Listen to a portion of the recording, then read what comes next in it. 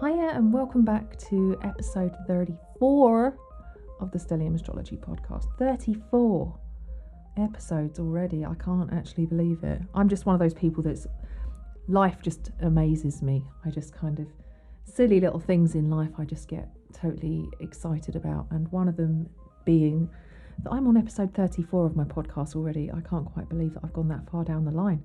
I love looking at the call it the Capricorn in me. But I love looking at the body of work that is building up. That's just something that a Capricorn likes to see. I'm Stephanie James, by the way, and if this is the first time you've tuned into the Stellium Astrology Podcast, I am your hostess with the mostess. I am the founder of stelliumastrology.com. I used to write horoscopes for a few publications, including Elle magazine. I've had a few articles published, including an article in the Book of Music Horoscopes, which is a great book if you love music and astrology, and is actually a book where all proceeds go towards funding astrologers who can't afford to get to conferences and things like that. It's a really nice little thing that was set up by Frank Clifford of the London School of Astrology. And speaking of the London School of Astrology, that is a place where I have created courses for classes and courses for the school. So if you ever happen to be a student at LSA, you will see some of my classes on the curriculum. And I have actually spoken there as well. I've done a few classes in person as well. So that's a little bit about me. And today we're talking on the podcast about Neptune, which is a transpersonal planet. Last time we talked about Uranus, and there are 3 transpersonal planets: Uranus, Neptune and Pluto. Sorry, I've just had a few fruitellas. And whenever I eat anything sweet or greasy, I just get a really horrible cough. So I may have a bit of a tickly cough. I do apologise. So today, like I said, we're talking about Neptune. And Neptune was discovered on the 23rd of September, 1846 at 26 degrees Aquarius. And actually, what's interesting about the discovery of Neptune is that it was very confusing. When it first got discovered, there were lots of mistakes. At first, they thought that Neptune was Uranus, and then it kind of was in the papers, and then it wasn't. It was like, oh no, there's a big mistake, and oh no, it's not. And then I think what happened was, to cut a long story short, what I think is really interesting, they did finally identify its existence. And who was it that discovered it? Is that written down here as well? I'm just currently referring to the Contemporary Astrologer's Handbook, which is a book that I recommend that everybody gets when they're studying astrology. It's a great book. I can't see who it was that discovered it, which is kind of annoying. But what's really interesting about the discovery of Neptune is that it's quite ethereal. It's very difficult to kind of grasp. This will become apparent the longer we discuss this, but Saturn, if you haven't listened to the Saturn show, go back and check it out.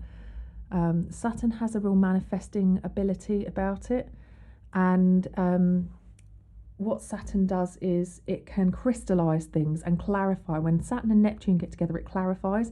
And when Neptune was discovered, Saturn was in conjunction with Neptune, so it actually made it possible for people to see it, and it clarified its existence. It crystallized that ethereal, elusive Neptunian quality of the planet. So I think it's really interesting that Saturn had to be involved for us to actually be able to find it.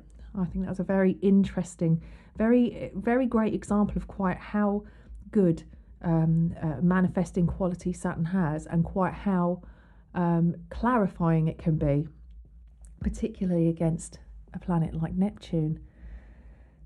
So I did go over this last time in the Uranus episode, and I did go into a fair amount of detail, so I won't go into too much detail now, but the transpersonal planets aren't visible to the naked eye. They affect people of the same generation, so it's kind of like the background music that plays to the generation, and it's kind of, you can see the outer planets or the transpersonal planets in the fashions and the trends.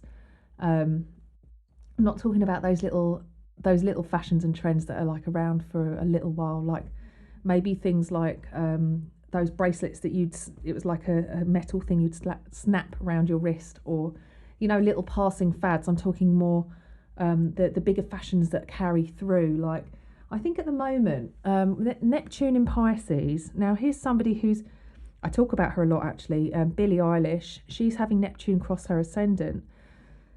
She had a song, she's got a Pisces ascendant as well, so Neptune is currently in Pisces. One of her songs is called Ocean Eyes, and I would have to say, if you look at Billie Eilish, she has got this very dreamy, kind of half asleep look about her.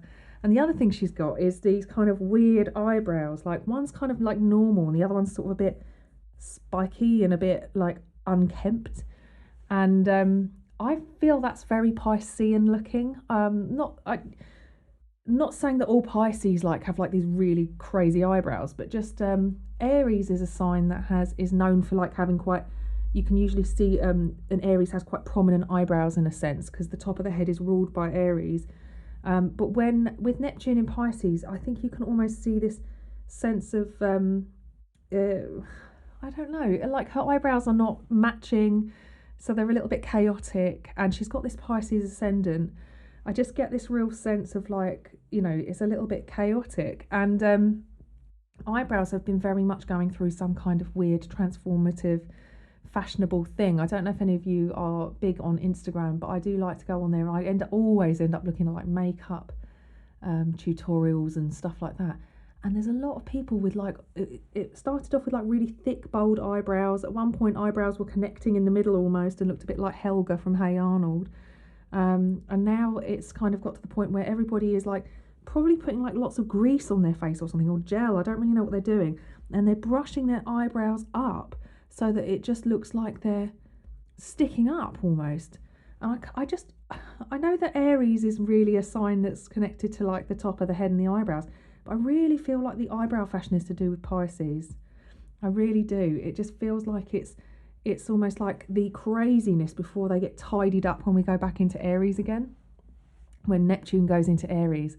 So that's that I just find interesting. And Billie Eilish, like I said, she's having Neptune transit her ascendant, and she's had Saturn transit her stellium in Sag, and she's going to have it transiting her all her Aquarius stuff now, because Saturn's in Aquarius. So she's somebody who's got all her planets prominently placed or prominently positioned for a lot of bigger transits that are occurring at the moment. And we're all getting impacted by these bigger transits, but Billie having a couple of rather powerful combinations in her chart, she seems to have been thrust into the public eye quite a bit, and that Pisces ascendant with Neptune moving over it is, as we'll see, quite the paparazzi kind of transit. It's quite the public interest transit, really. People kind of don't really have any boundaries with Neptune, and what I find very interesting is that she was talking, I think she was doing a Vanity Fair interview, or it might have been that she was on, I was talking about Hot Ones before, which is where they go on this show and they talk, they have to have all these different hot wings. It's on YouTube, and she's a vegan, so they did her vegan wings, and she started off like with a low level, and she went all the way through and had all the different levels of spice, which was just, she was hilarious on it.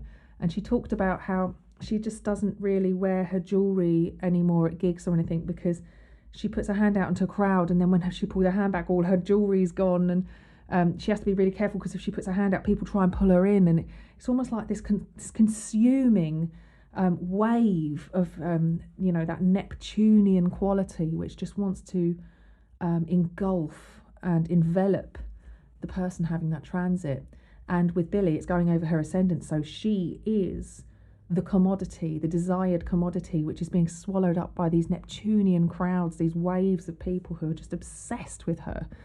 And the fact that I've talked about her so much on this show probably means I'm a little bit obsessed with her too, but I've got a lot of Aquarius stuff going on in my chart as well, so I feel like I'm too cool to be obsessed with Billie Eilish.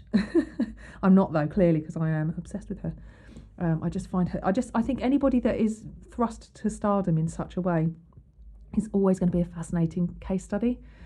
So anyway, I said that it's like the background music that plays, and actually any stars, any people that are prominent during periods, like for example Ariana Grande,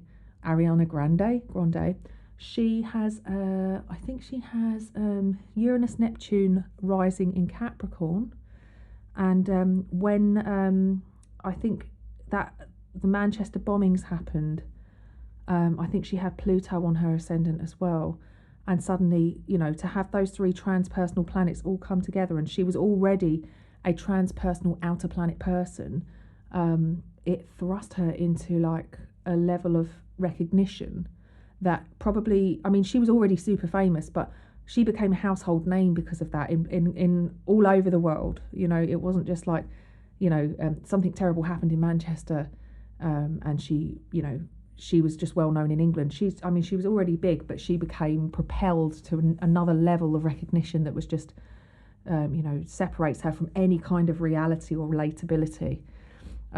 So yeah, that's just an example of what I'm not saying that if you're having a transpersonal planet transit any of your planets, then you're going to be involved in a bombing. So please don't take what I said as that, but just that in her circumstances, in the way that it unfolded for her, it just so happened that that's part of her story. And yeah, so the kind of the trends, the fashions, that kind of plays out, and that's the background music. And yes, the interpretation by house is much more accurate than by sign. So you wouldn't go, oh my gosh, I've got Uranus in, or I've got Neptune in Sagittarius, and that means this. You'd look at, well, actually, I've got Neptune in Sagittarius, but it happens to fall in my 7th house, which it does, and it is for me.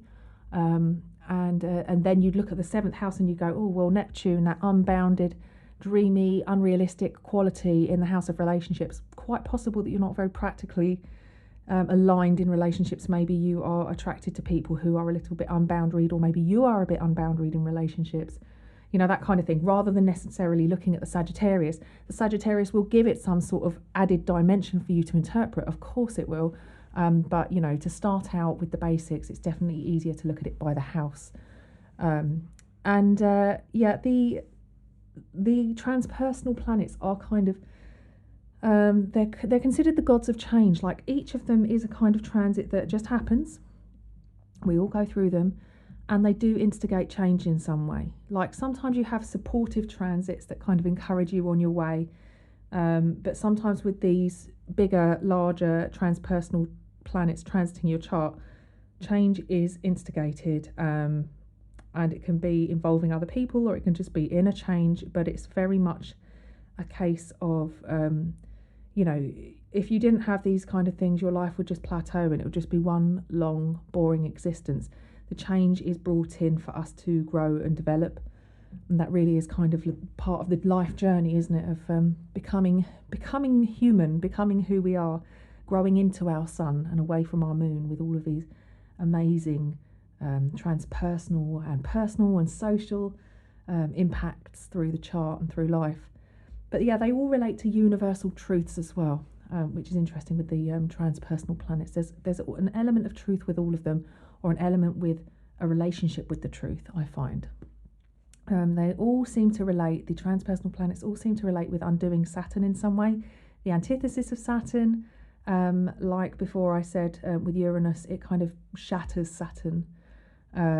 It kind of picks up Saturn, this crystallized, solid structure of Saturn, and gets on top of a skyscraper and throws it off the top, so that it just smashes into a million pieces. With Neptune, a great description, I think it might actually be from the Contemporary Astrologer's Handbook, but a very, very good way of thinking about what Neptune can do to Saturn is if you draw on a piece of paper with charcoal, and then you pour water over it and watch the charcoal dissolve into the water, and watch the definitive clear line that you've drawn with the charcoal blur. It starts to blur and blend, and it loses its clarity. Neptune to Saturn can do that. And likewise, as I said before, Saturn to Neptune can clarify Neptune. So you can have it one of either way. I think it's quite interesting. So if you've got to think about the order in which the planets interact with each other, if you have got a Neptune placement in your chart and Saturn moves over it, you may suddenly wake up to an unrealistic way of being. However, if you've got Neptune coming to your Saturn, it might be that you suddenly find it difficult to implement certain structures, having a sense of responsibility may be a little bit too overwhelming for you. You may not be able to cope with that type of thing. So each planet influences another planet by transit in a different way, but we can talk about that in later shows. But what is interesting is that Saturn and Neptune together do have a very interesting relationship, because Neptune can swallow Saturn up a little bit, but Saturn coming to Neptune can actually clarify to an extent. But ultimately Neptune declarifies Saturn, and it is quite a powerful transit. So that is quite interesting to think about the outer planets as a reaction to Saturn. And if any planets in the natal chart, any of the outer planets feed in, like Ariana Grande having Uranus Neptune on her ascendant, or Billie Eilish having Uranus Neptune either side of her moon. These people. Okay, last week we talked about Caitlyn Jenner having a Sun Uranus trine. Bill Gates having a Sun Uranus square. It's like having a square or a trine or any kind of aspect, maybe even an opposition in the chart. Then you are going to have with an outer planet, then you will be considered an outer planet person, or an OPP, and you kind of become a spokesperson or representative for that planet's story, and that God playing out in your life. So it's quite interesting. I always say that. I do find it interesting, I have to say. So let's have a look. Where are we? Skip ahead to Neptune. So yeah, Neptune rules Pisces. And one of the quotes that I've got here is, desires may dry off, bodies may decay, friendships may vanish, and positions may be dissolved. One thing will remain, the word of God. In the word is life. Now, I've picked that because I liked the fact that it talked about things drying off and decaying, vanishing and dissolving, which is a very Neptunian kind of essence. However, also there's a very incredibly spiritual and maybe even pious sense about Pisces, about Neptune, because it's a kind of ethereal. You can't touch it, you can't see it, you can't really prove it necessarily, but it's there, and it's almost very otherworldly. And the Shambhala, the hidden city behind the veil. There's this kind of, when people pass away. I'm not saying that Neptune's the planet of death, but when people pass away and we say they're just on the other side, we can't touch them, we can't be with them, but there's a thin veil between this reality and the next. That's very Neptunian. And as we have studied Pisces previously, you'll know that Pisces is a water sign, a mutable water sign, and Neptune is the ruler of Pisces, the modern ruler of Pisces. Pisces and Neptune, I think you can also kind of attribute Christian values to Pisces. There's a very kind of turn the other cheek kind of attitude, and like these nice little Christian values, which are actually quite nice. It's quite a nice way to want to live your life. That's very Piscean, I think, or very Neptunian. So Neptune, you can say, is that which we can always refer to but remains mysterious, and that's kind of what I was saying about this kind of, if you want to talk about God, or you want to talk about something otherworldly, even if you want to talk about tarot, or you want to talk about astrology, there's something within that craft, those crafts or those beliefs, which are inexplicable. There really is no explanation. We can't explain how they work. We can't explain whether God really is there or not. We can only describe our connection and what we get from it. And if we feel the presence, if we've had experiences, if you've ever seen a ghost and try to explain it to somebody that doesn't believe, it's not like you can prove it. You can't really prove these things. I suppose maybe with astrology there is a sense that you can prove to some people, because you can show people that there are things that kind of coincide, and you can say, well, this could happen on this date, check it out. But that still doesn't prove that it wasn't a coincidence, which is the infuriating thing. You can't necessarily, it's not like solid hard evidence. So Neptune has a 164.8 year orbit. Can you believe how long that is? You'll never live to see a full Neptune, you'll never have a Neptune return in your lifetime.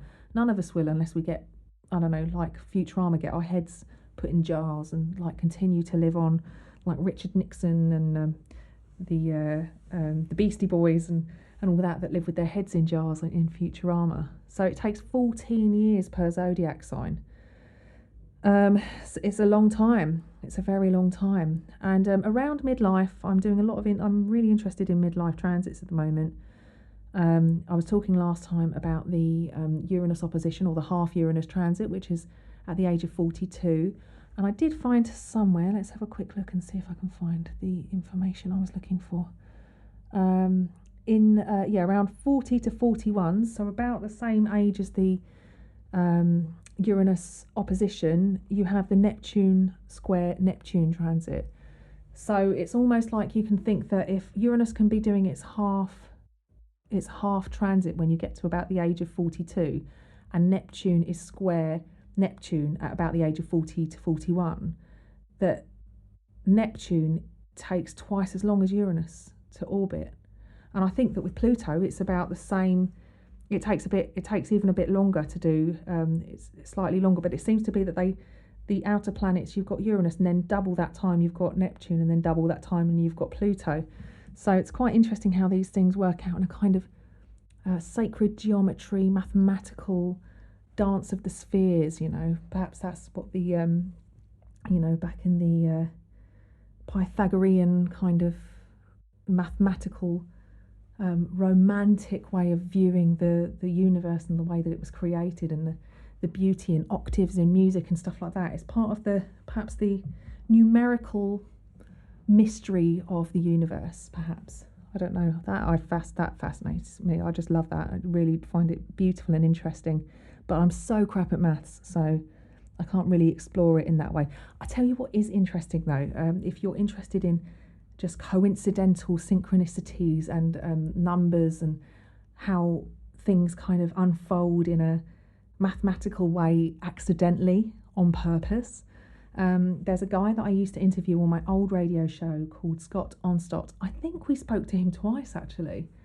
And he is I think he was just like a designer or something, but he created a bunch of videos which are, the first series is free on YouTube, but he sent me the second series, which I've got saved.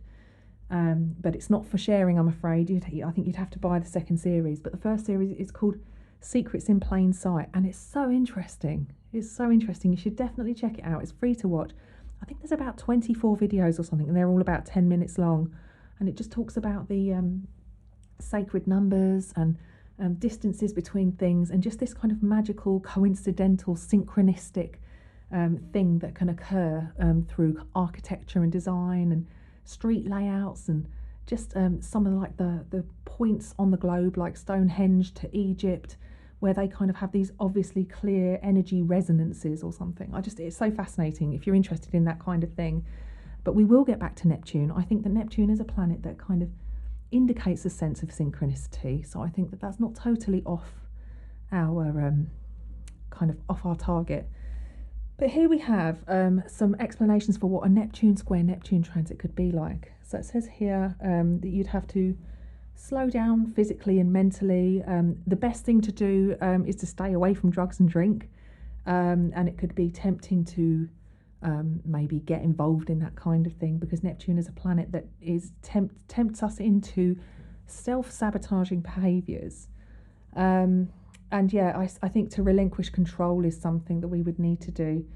It's a really good time for people to really embrace spirituality and get into the spiritual side of Neptune rather than the spirit in a bottle type, the whiskey or the vodka type. I know some people at this point in their lives have taken up fishing, or they like to go swimming, just basically being near the ocean, maybe moving somewhere nearer the ocean, and basically just getting into the dream work and stuff. That's the kind of good advice that you can give somebody who's having their Neptune square. So that's quite, like I said, very interesting, as I always find things interesting. Where's my other little page gone? There it is. Pull it back up. So Neptune is I think for any earth sign, any kind of control freak people out there, I think Neptune can be actually one of the more difficult transits because it can be so confusing that you just don't really know what's going on. But natally, it can have the same sort of impact, where I'm talking about boundaries and confusion and things like that. If you had like a Mercury Neptune conjunction or a square or an opposition or anything like that, there's going to relating or communicating is not going to be as straightforward.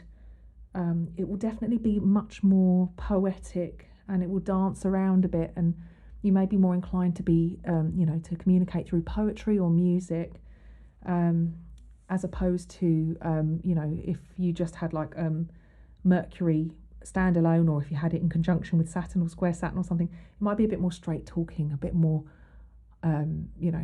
doesn't really like to fluff the edges and soften it up, and just like it's pretty direct. So basically the glyph for Neptune is the trident. So it's kind of like the three-pronged fork that we kind of recognise. Even Ariel, the Little Mermaid's dad, would hold his King Trident, his name was, wasn't it? King Triton, I think. And he had the three-pronged fork trident in his hand. And they lived under the sea, didn't they? That was a very easy nod towards Neptune there. And the mythology of Neptune, he's known as Neptune in Roman mythology, and Poseidon in Greek as well. I know when I was having a Neptune transit, not a typical transiting Neptune transit, but too long an explanation for me to get into. But anyway, my natal Neptune was being fired up, and I just got so into watching the film Titanic. I don't know how many times I saw it. It just happened to be on TV all the time, so I was watching it a lot, and I got into the romance of it, and I got into the whole crisis aspect of it, and it was just so fascinating to me. And it was really interesting that I was going through this period where I was having a Neptune, I was having my natal Neptune activated, and it inspired this need for a bit of romance and a bit of escapism, and I wanted to be told this story, and I just, and it was the Titanic, the boat, it was just, I don't know what it was, I just really got into it. And I've always been into stories about boats and the sea and stuff. In fact, another interesting thing, when I was flying out, where were we going? What holiday? I think I was going to New York, and there was this film on the plane, and it was like about this couple who went sailing. Cannot remember the name of the film at all. Couple went sailing, and he proposed to her, and it was like really romantic, and then something happened, and they got stuck out in a storm, and they got stuck for days. They got separated, and she was on the boat, and she kept on like trying to find him. Like it was a bit of a wreck, but it was like it just totally chaotic, and it was really tragic. And in the end, she was reunited with him, and then realised she'd been delusional, and all of these like memories she had of him, like this being on the boat with him, was all in her head, and she'd gone completely nuts. And it was really, really sad. And then I thought, I wonder what's transiting right now. And it was the moon was transiting Neptune in Pisces at the time I was watching that film. And I just thought, how funny that I could be tuning into that Neptune thing again. Actually, when the moon does transit Neptune, a friend of mine, I've always told her, and she likes to write things down when I tell her astrology stuff, and I said, whenever the moon is in conjunction with Neptune, which at the moment, whenever it's in Pisces, it's going to be doing that at some point, there will be chaos. Chaos will ensue. Everything will be a bit crazy. There will be no organisation. It's just, there's no real consistency. And every time the moon's in conjunction with Neptune, I always say to her, go and have a look in your book and see what you've written about moon Neptune. And she goes back and goes, gosh, I can't believe it. It's just so accurate. I can't believe that it's happening today. And we are in so much chaos right now. So it's interesting to keep track of the moon's movements when it goes, meets the transpersonal planets as well. So the archetype for Neptune is the artist, or the sacrificial lamb, or the crucified. Like I said, there's a connection with Christianity and Neptune. The sacrificial lamb, it can be that they sacrifice themselves sometimes. I've known a Pisces or two who have literally given everything away, like selflessly given everything away, and be like, I don't need this, I don't need that, and I don't need physical stuff, and I don't need material wealth. and then they leave themselves living in like this like kind of squalor and really difficult situations, and almost self-deprecating, almost it can be, because it's almost as though they don't think they're deserving of it. And it's almost like they're, with the sign Pisces, they're considered to be the most experienced of the zodiac, because they're the final sign, so they've kind of experienced everything else. And with Neptune as well, I think there's a sense of,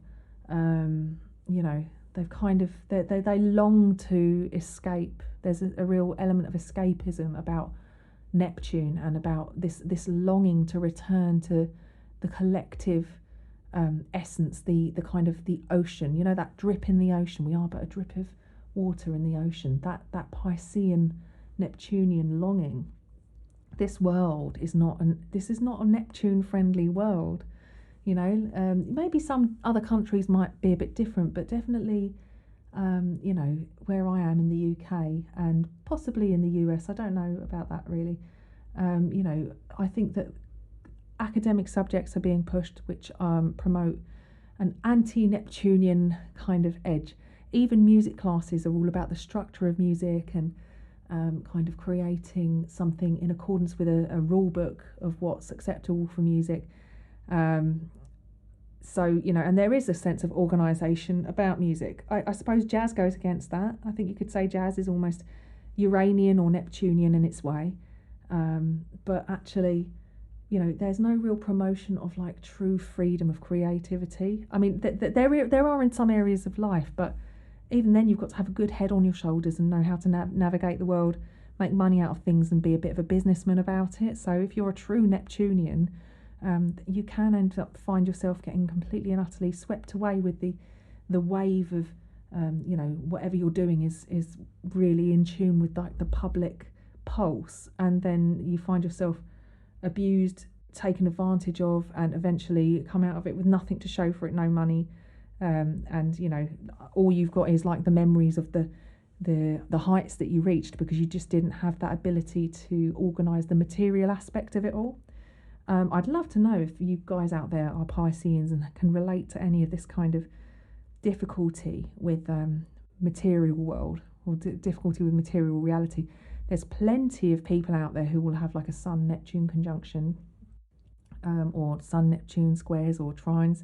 It's interesting to hear how that can play out. I know some people, I know someone who has a Moon-Neptune square, but they have Saturn rising in their chart. So they really, really are very Saturnian, but they have to work on that Moon-Neptune, which is incredibly charitable and selfless, very giving, and very, they have to really work on their boundaries, because even though they've got that boundaried Saturn rising, that Moon-Neptune square, it just lets people in.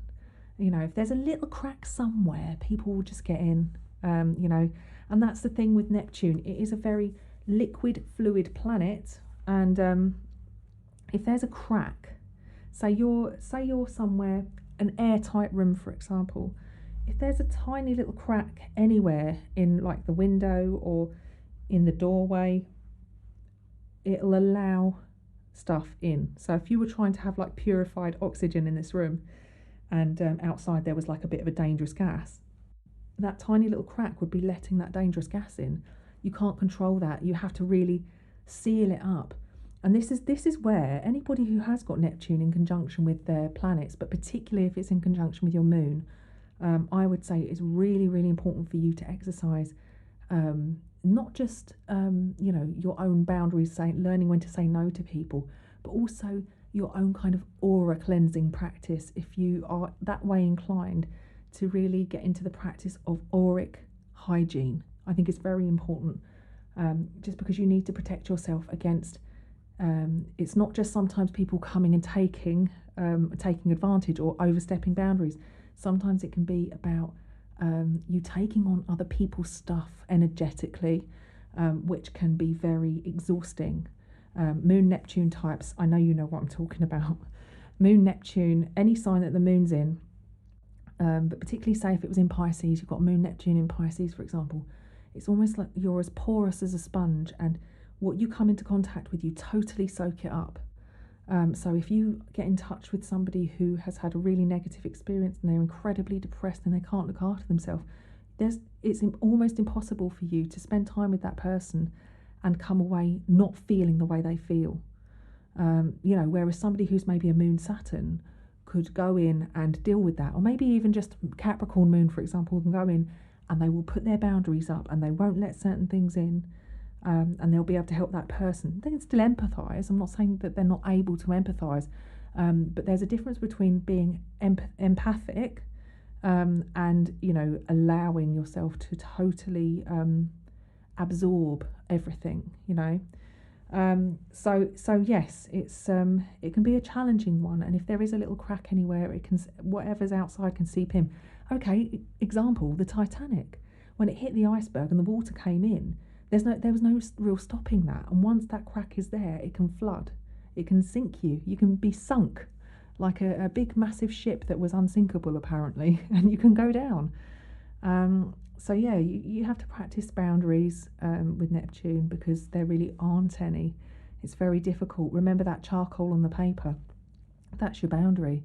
If Neptune gets involved and it blurs the edges, it can let people through, or let things through that they're not really welcome.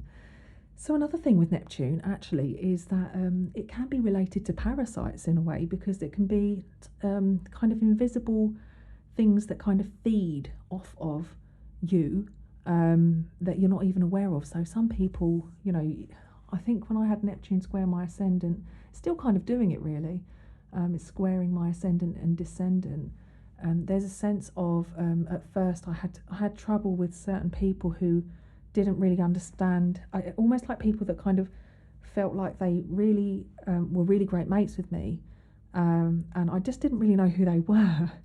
It was before I started this podcast, and a few people who I kind of knew them, but it was almost like I don't know how, but they knew a lot more about me than I did about them, and they kind of assumed that there was a bit more of a friendship, and and then there are other types of people like psychic vampires, in a sense, if you've ever heard that expression, but people that kind of plug into you and kind of drain your energy resources a bit. I had to really work on that, and that's a kind of parasitic thing that I'm talking about. But you can also have parasites, like you can get, there's a sense of, I think when I talked about Pisces, and it's very much the case with Neptune, there is a sense of codependency with these planets and signs, or a sense of symbiosis, where, it particularly with Neptune, if somebody's in need or like a bit of a victim in some way, and there's somebody who's coming and saving that person, in a way that they're satisfying something that they have in each other, in themselves. So, the person that wants to save is somebody who sees themselves as somebody who saves people. So they're actually fulfilling that aspect of their ego.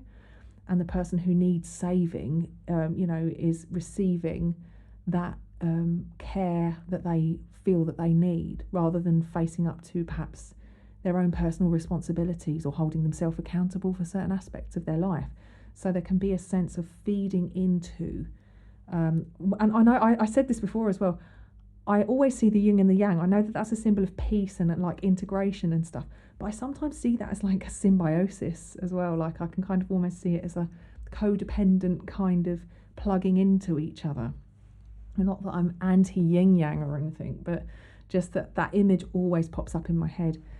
So yeah, Neptune transits can be tricky, actually, because there is that sense of codependency and psychic vampirism and needing to cleanse and rebuild the aura and assert yourself and fill those cracks that let in the liquid or the gas, because Neptune is basically it can be like the unseen forces. So oxygen really is Neptune ruled, but all gases really.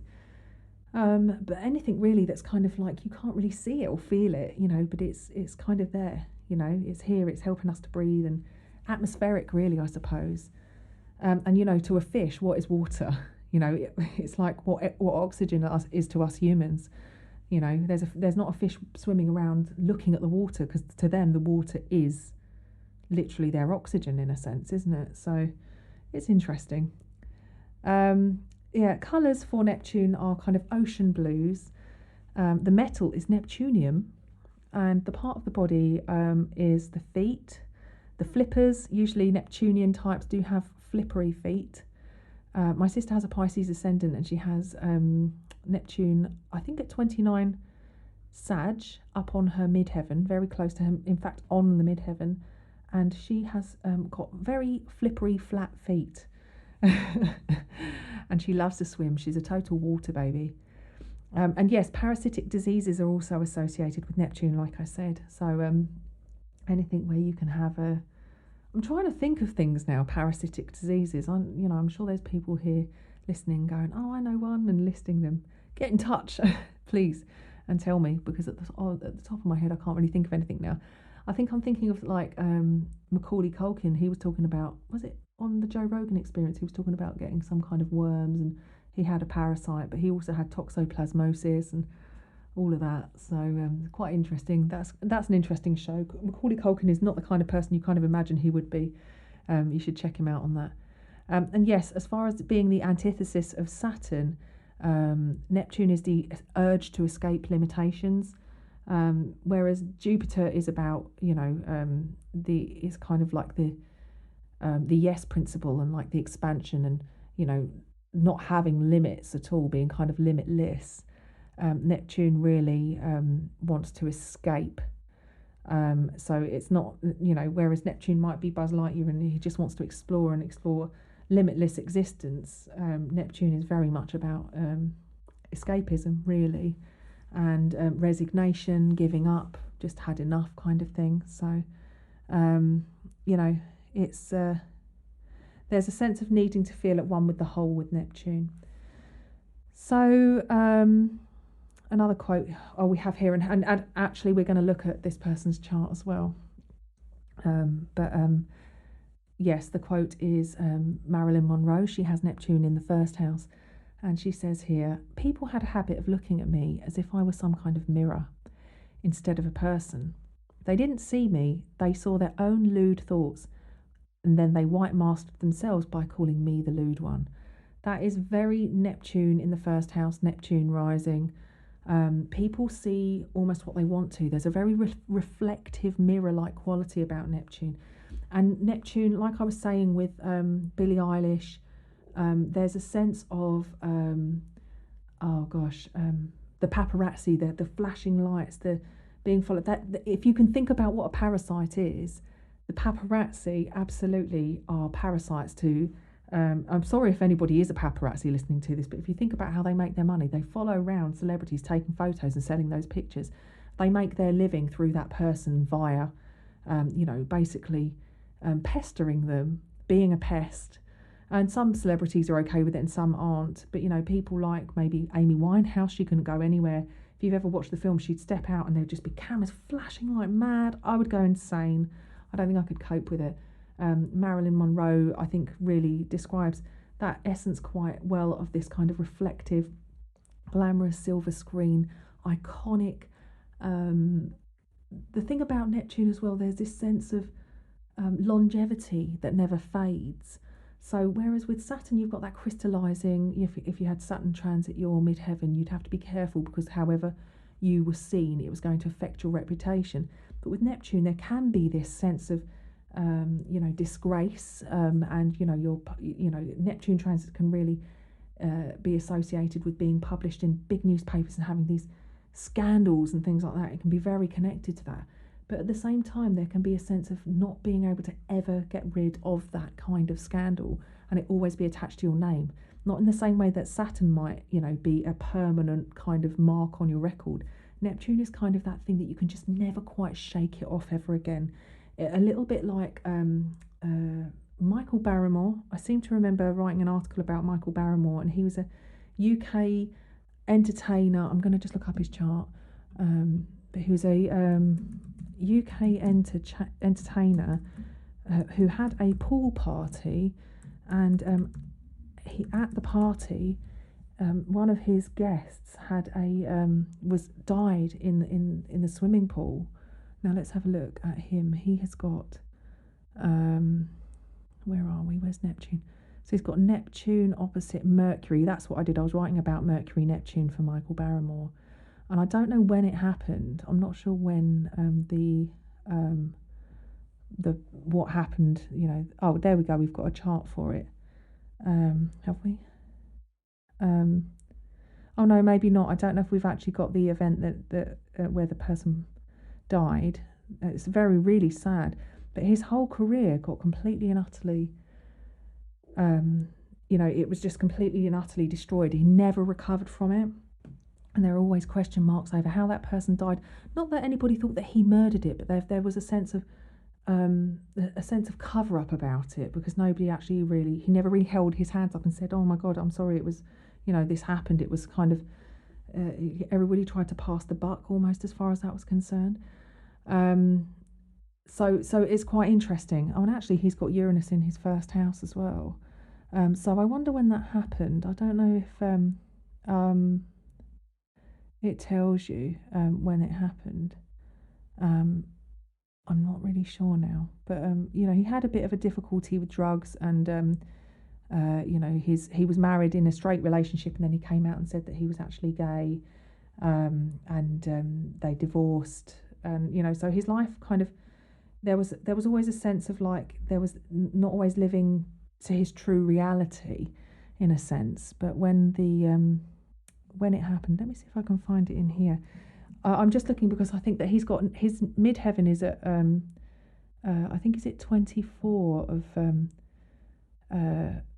of Aquarius. So whenever 24 Aquarius, that's his midheaven, and I wonder if that stuff happened roughly around the time that Neptune was transiting. It might not have been, but it could have been when that all happened. Let's have a quick look. I think the guy's name is Stuart Lubbock. So it was 2001. So if we look at 2001 in my ephemeris, here I go. Sorry, I'm off on one now.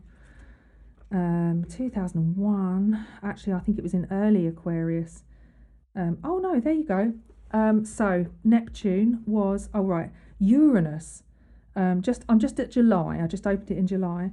But Uranus will have been moving backwards and forwards over his midheaven, his career point and most public image, around the time of that pool party. So around 24, and Neptune was kind of moving between sort of, I think between, let's have a quick look. Neptune was moving between, it went up to 7 degrees from about 5 to 7 degrees of Aquarius as well. So, his chart was really being impacted by the outer planets in his kind of most public sector.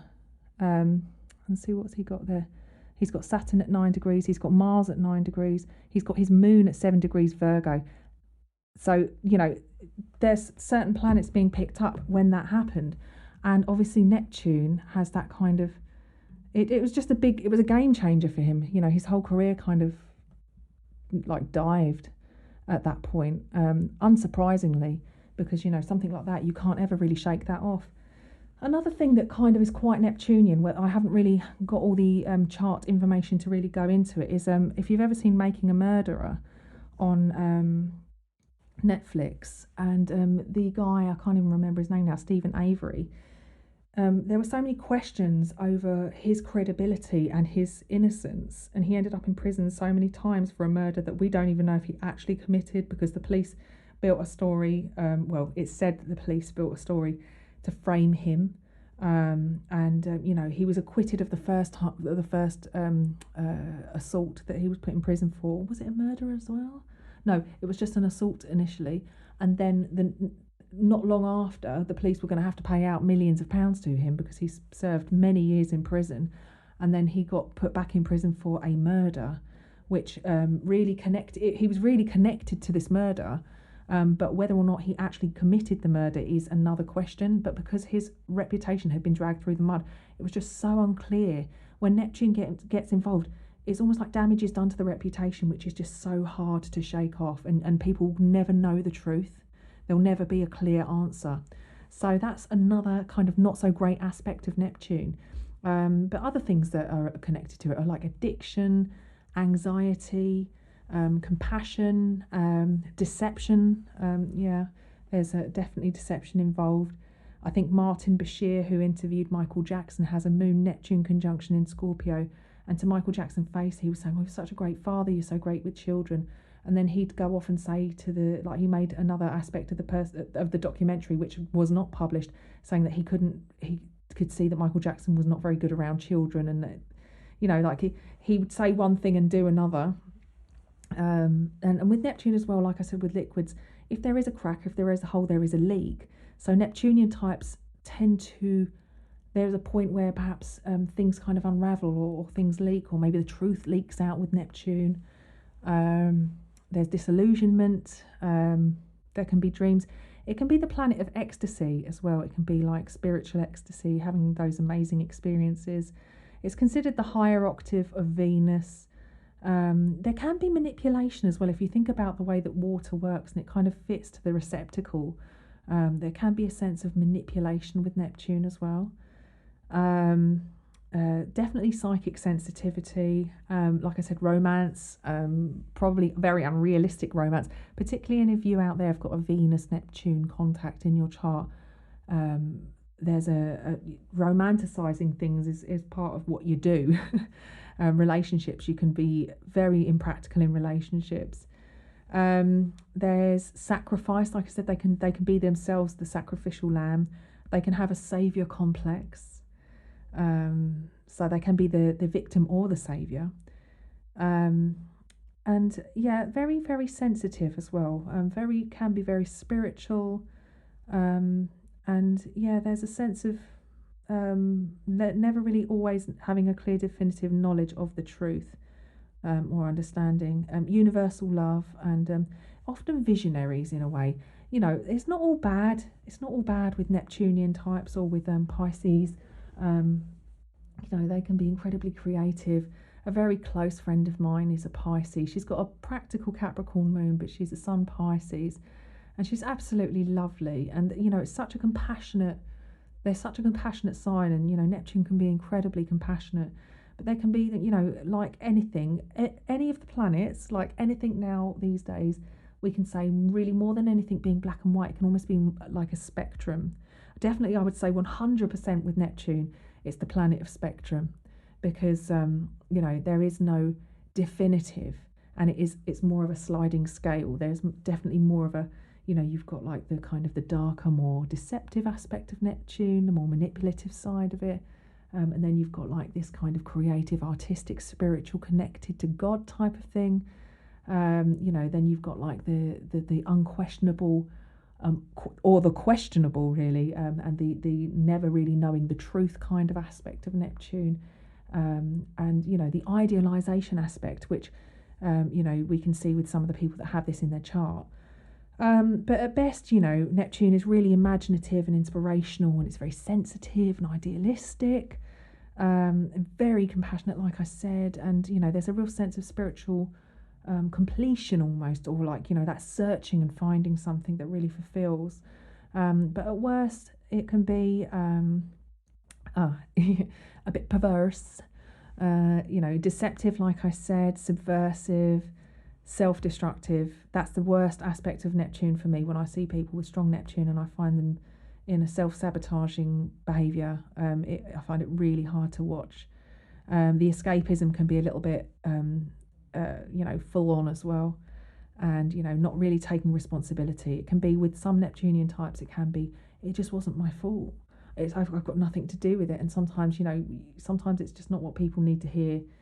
Sometimes you have to say, I shouldn't have been there at that time. I just know that it was, whether or not it was actually my fault that I caused this, I know that I should not have been involved in X, Y and Z or whatever.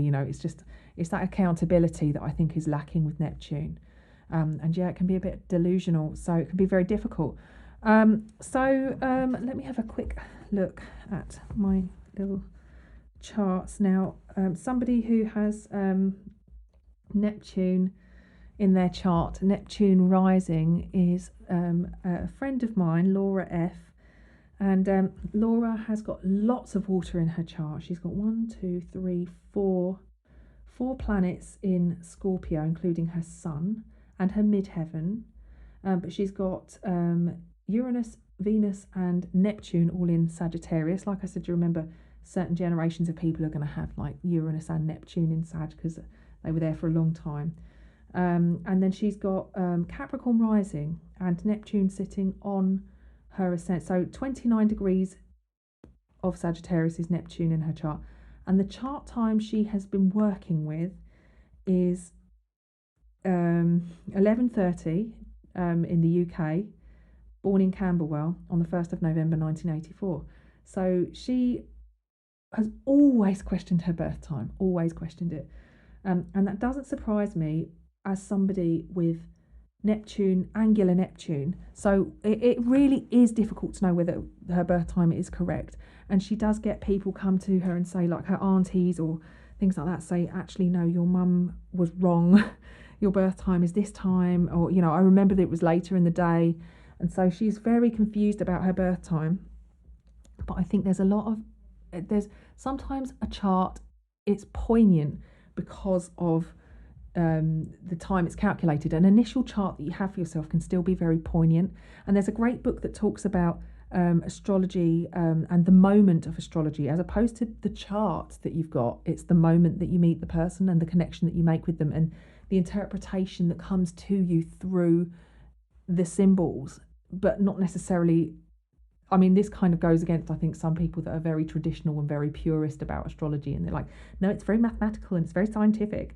It's like, actually, you know, sometimes it's just an art, and sometimes you connect to something that is otherworldly, very Neptunian, that you can't quite, there's no pinpointing it or what you're doing. However, you get a message for somebody or something speaks to you of that person through the chart you're looking at, whether it's right or wrong. It's an interesting one. The book is called The Moment of Astrology by Jeffrey Cornelius, and it talks about that exact scenario, among many other things. It's an essential read. I have never finished that book. I've always opened it, picked it up, mulled over it for a bit, and then put it back down and then left it. So it's a great book for getting the thought process going, you know, really, food for thought kind of book. But it kind of feeds into this kind of essence of people coming to you, getting a really good reading, and then coming back and going, my time was a bit wrong, actually. And it does change the chart quite drastically. I think that there's a lot to be said about actually the fact that it's not always an exact science, and sometimes we're working with something slightly different. But yeah, basically Laura has got 0 Capricorn rising according to the time she's been given, and she has 29 degrees of Sagittarius Neptune rising in her chart. She also has Jupiter at 8 Capricorn, and she has Mars at 19 Capricorn. So she's got a bit of a Capricorn presence about her, and she has a lovely Aquarius moon at 19 degrees, which is square her Scorpio stuff, but it's very I find it's a nice outlet, a nice airy outlet for some of that Scorpio stuff. And yeah, having Neptune rising in her chart, you know, that confusion around her birth time, you know, the ascendant is totally dependent on the time that you're born and the place, but she knew where she was born, she just didn't know when. And so having that time that I think was initially given to her by her mum, and possibly given to her by, backed up by some other people. And then, you know, she couldn't ask her mum or her dad because both of her parents had passed away. She did ask her mum when her mum was alive, but again, her mum is a little bit Neptunian in her way too. And she was very, didn't have a great memory for that sort of thing. So yeah, it was never that she could really trust the source, even though it came from her mum. And then she's had her aunties and stuff saying, actually, no, I think that's not the right time for you. I remember you were born at this time because of X, Y, Z. So, again, very interesting. And, you know, the ascendant and the first house describes our early life. The descendant describes our journey into existence, our journey into the world, the birth process, literally being born. And with Neptune there, you could maybe say, if someone had Neptune rising, it could be somebody that was, the mother had been, had some drugs during the labour. It could have been a sense of, like sometimes with Uranus, it could be a very quick birth, or it could be a sudden cesarean was needed. Maybe with Neptune, it could have been that there was a bit of a, death was potential, like maybe the baby was like really at a crisis point, and that kind of thing. So it's an interesting way to look at the chart. And yeah, with Neptune sort of there rising, again, people sort of see what they want with somebody who has Neptune rising. There's a sense of they kind of see what they want in the person as opposed to perhaps seeing the reality. Me with Neptune in my 7th, I've always had to work on my boundaries. And I think that people tend to, in a sense, I can be what other people want me to be. In relationships, I've often really got into my partner's interests and things like that. But in another sense, people, I think Neptune adds that added dimension of unrealistic kind of people kind of put you on a pedestal when it's angular, especially on your like ascendant or descendant, which is the relationship axis, putting you on a pedestal. And when the dream fades and they realise you're just a normal human being who makes lots of mistakes and can be a bit of an arsehole sometimes, I think that's when the illusion fades, and they suddenly realise that they had been under a false, operating under a sort of false idea of what the relationship is. Not that it's hell going out with me or anybody with Neptune in a kind of prominent position. However, there can be that kind of lack of reality there. And yes, there's a sense of compassion with Laura and a sense of, she's a very forgiving person.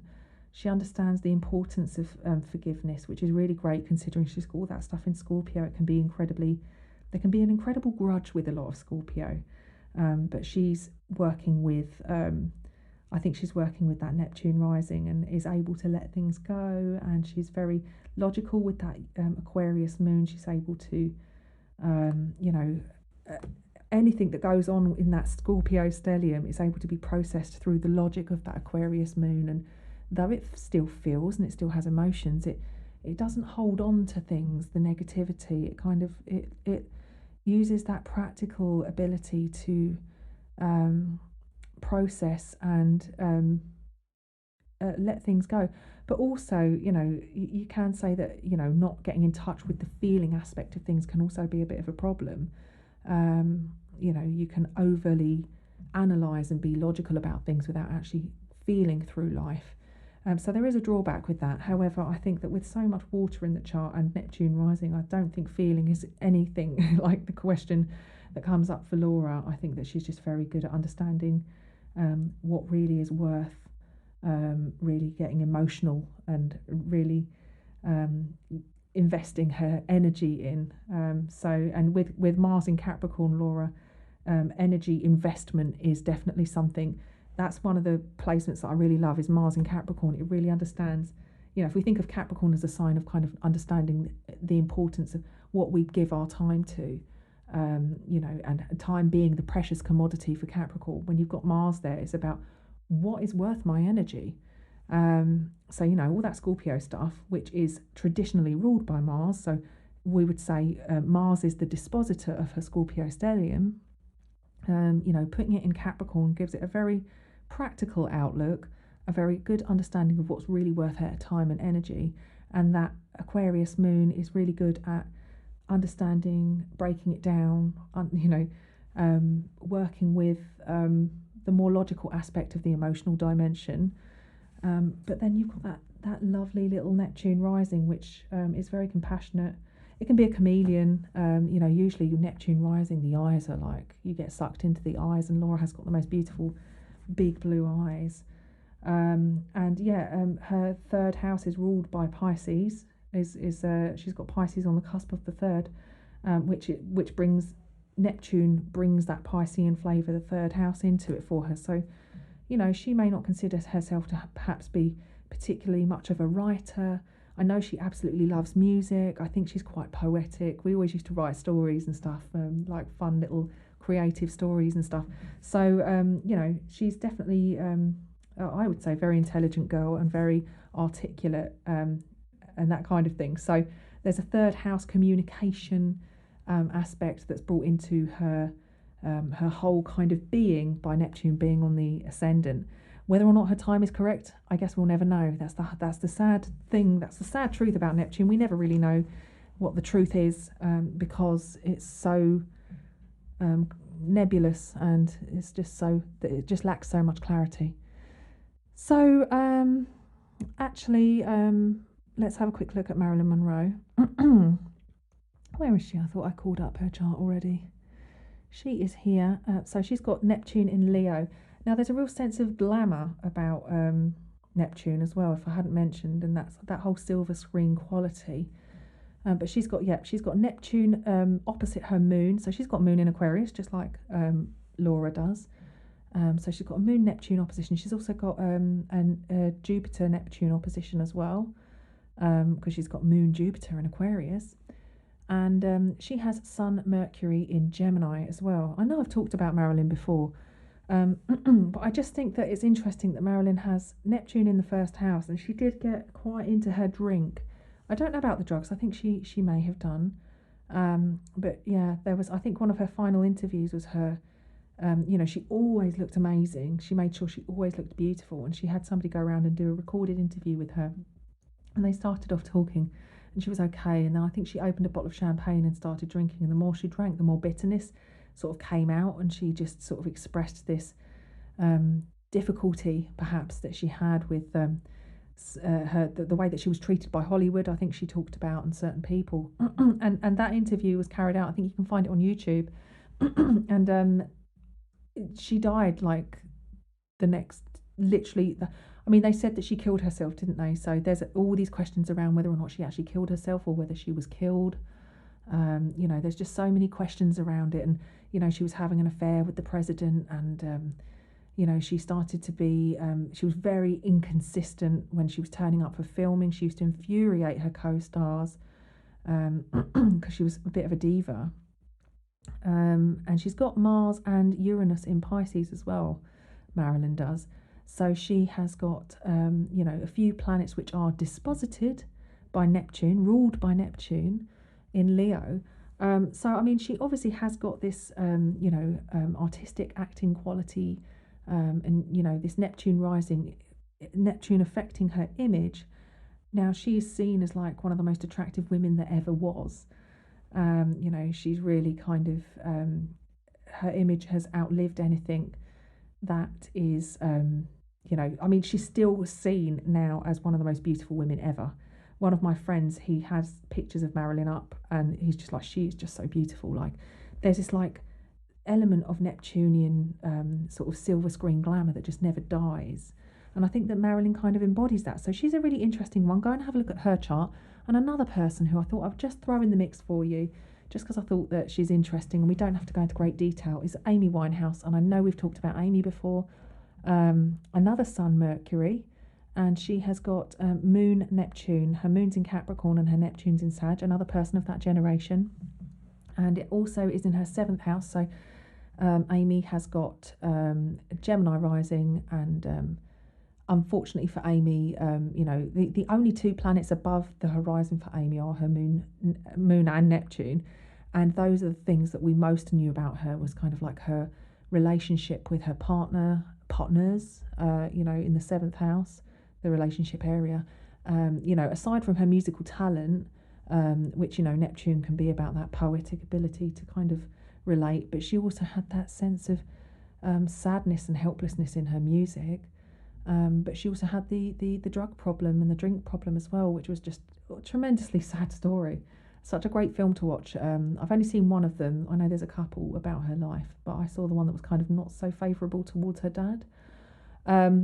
But yeah, basically, that's another really interesting one to look at, because Amy Winehouse is very Neptunian, actually. That Moon-Neptune conjunction just really... she hasn't got anything in Pisces, there's nothing else that's sort of Neptunian necessarily about her chart, other than the fact that she has got that Moon-Neptune sort of above the horizon, and that's what we really see about her. So another really interesting chart to look at, and I'll stick a link in for you. I hope you've enjoyed today's episode. If you've got any kind of Neptune in your chart not making itself known, or if you're having a Neptune transit, for example, let me know, get in touch, and just say hi. If you're enjoying, please review the podcast. I'd love that if you could review. Send me a little send me a little 5-star review and just say how much you love it, because I know that there's plenty of you who've been getting in touch and telling me how much you've been enjoying it. And next week we're going to talk about the last of the transpersonal planets, Pluto, the god of the underworld, formidable force actually. And as somebody who's had a Pluto transit to my sun, I can talk about him with some degree of understanding, because yeah, he doesn't pass by without making himself known. So I look forward to speaking with you guys next week. Take care, and I'll catch up with you next time. Bye now.